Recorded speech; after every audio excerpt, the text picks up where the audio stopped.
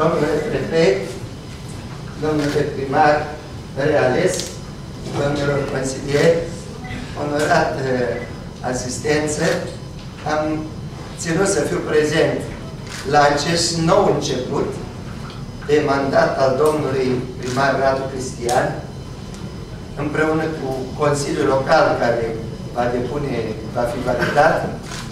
Și aș vrea să spun că am avut o mulțumire deosebită ca păstor al ținuturilor acestora, pentru că o biserică ce era începută de mult, aproape este terminată în timpul mandatului, s-a făcut cantina socială, am avut o sărbătoare frumoasă. Domnul primar a fost la Ierusalim împreună cu alții și a adus Sfânta Lumină. Și am făcut lumina aici acum câțiva ani.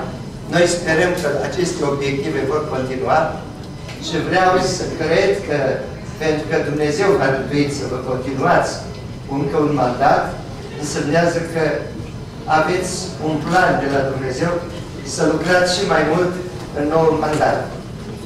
După ce ați primit primul mandat, prima întâlnire a fost la mine, acasă. Nu mâncase nimic domnul primar, era zi de post. I-am dat mâncare de post și a primit-o cu multă bucurie. L-am binecuvântat atunci și iată, binecuvântarea întotdeauna ține. Dacă omul își ține și făgăduința. Este alesul dumneavoastră, dar și alesul lui Dumnezeu. Că nimeni nu-și ia singur o cinste dacă Dumnezeu nu îngăduie.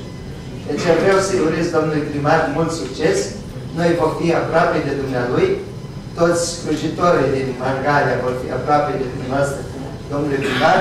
Vă dorim mult succes, să fiți împreună cu consilierii locali, că fără echipă nimeni nu poate să lucreze. Vreau să-i felicit și pe consilierii locali. Eu nu știu de culori, știu că ați fost aleși.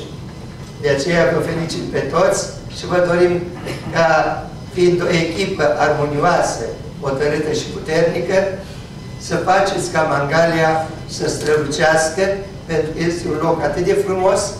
Nu sunteți mulți, dar sunteți valoroși cei ce reprezentați locuitorii din Mangalia. De aceea, permiteți-mi să felicit și să mă retrag.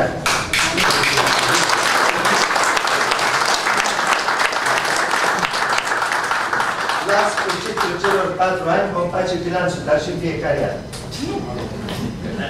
Ține-vă. Succes!